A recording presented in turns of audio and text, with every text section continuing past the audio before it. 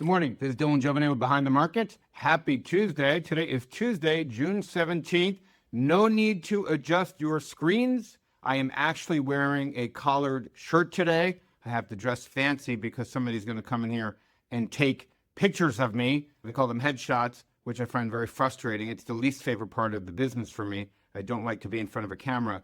Actually, if you guys, for those of you who've been watching these Dylan's Diary videos long enough, you remember when I started these, I was like squirming every minute. So this has been actually a way for me to work a new muscle and really try to get comfortable. But apparently, one of our designers told me, hey, you've got old headshots. In your headshots, what you use in your videos and your materials, you don't have gray hair.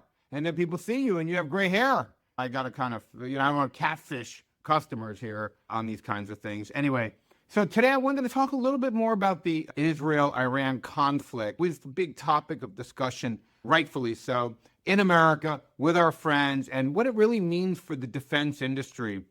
First of all, this is something that I had one friend of mine saying, why does Israel have to attack Iran? And I tried to explain to this person that states, like people, can be insecure and traumatized for a long time after something happens to the population. Now, in the Western world, we have a situation where we haven't really seen in the Western world one population try to wipe out another population. We haven't seen that in a very long time. It still happens. You think of the genocide in Rwanda, Bosnia, Serb, you think of all those types of things with Taliban, try to do the Salafists. So basically kind of see that, but for the most part in the Judeo-Christian world, you don't see a situation where one population tries to eliminate another one completely. You just don't really see that.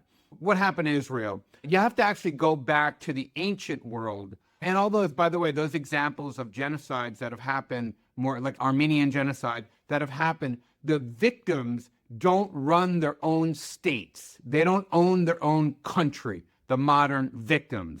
So they have little agency to express the trauma.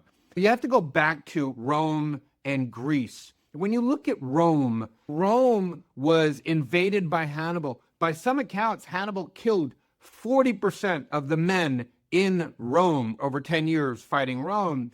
What happened to Rome after surviving and ultimately defeating Hannibal is that they went out and conquered, they burned Carthage to the ground. Never again. They salted it, famously. They went and invaded Greece. They were so insecure that they even, when Caesar came by 100 and so many years later, they actually marched and took care of Gauls, which were even older enemies than the Carthaginians and the Punics, basically Phoenicians. So really what you have here is a situation where Rome was very insecure after almost getting destroyed and really expanded afterwards. You think of Greece and Persia, which Persia is Iran. It's the ancient version of Iran, the ancient country. And Persia invaded Greece. And basically what happened after that, they burned Athens to the ground, enslaved people, destroyed it. But the Greeks actually won that, kicked out the Persians, and Athens created the Delian League just out of insecurity and fear that Persia would come in and try to wipe them from the history books again. And of course, the Persian threat was eliminated finally by Alexander the Great, Alexander of Macedon. That's where he gets the moniker, the Great, because he eliminated this Persian threat that was hiding over Greeks for hundreds of years. When, especially you think of Rome, you think of Greece, when Rome children would misbehave, they would say, you better behave or Hannibal's going to come and get you. That's how traumatized. And Israel is a very similar situation. This is a population that was traumatized. They didn't have a state when they were traumatized by the Holocaust, but they had another people systematically try to wipe them out. Then they got a state. And usually when you see something like that happens, they become aggressive and scared. Even little threats. I'm not saying nuclear weapons from Iran's a little threat, but they tend to overreact for better and for worse. And they are not overreacting, in my view, right now. Here we are. But it's really been a good clinic on what's happening in the defense industry.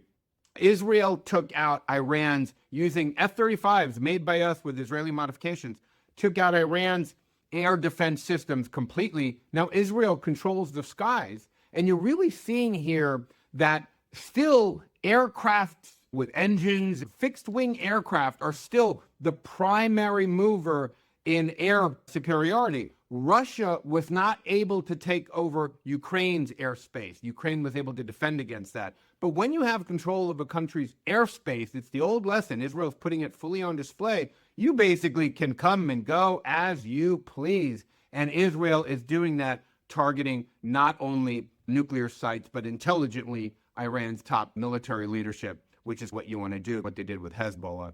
So what I'm trying to say is we're watching all this happen, and it's putting a clinic on where the military is going. So I would say right now, it's still 80% the heft by airplanes. You could see that. But when you can't control another opponent's skies, drones become the thing, like as happened between Russia and Ukraine. But Israel, like Ukraine, also had drones implanted in Iran, and those drones have done certain things which we're not exactly clear on. But that it's still 80% aircraft, probably 20% drones, and other things like that. You don't hear about helicopters. I can't imagine a helicopter. Iran makes a lot of drones. You don't want a helicopter to go against a $1,500 drone and knock down a helicopter. But it just tells you really the incredible power of King air power. King air power. If you dominate the air, you have such an advantage, which is why I've been looking at Breakthrough Wealth, which is our service that really specializes in this, really looking for companies. It's very hard to find companies that are pure play, let's say, aircraft engine companies, because most of them have been gobbled up by giant competitors. And on the issue that we're releasing this month, we found a pure play that actually went public 6 months ago. So you're starting to see some of these, because of the incredible rise in military spending, you're starting to see some of these pure play companies go public. And I can imagine they're not going to get acquired over time.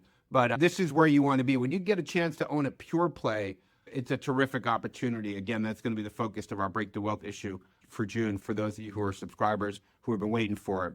Anyway, I just wanted to talk about the rise in military spending, what the Iran-Israel war is telling us about the importance of air superiority, what that means for jet engines and pure play companies. And what I suspect we're going to see is a lot more pure play companies coming public as everybody understands and recognizes that military spending is going to increase. The world has entered a new cycle of war, so it's going to increase dramatically over time going forward. Side note, postscript, the most likely scenario, I imagine, here's a bet.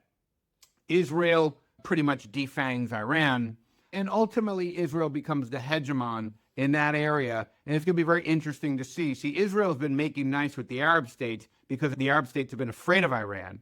But if Israel becomes the hegemon, then all of a sudden the Arab states might seek to balance against Israel's power by even partnering up with Iran. But it's going to be interesting to see how this plays out over time. Anyway, that's all I have. Have a wonderful day.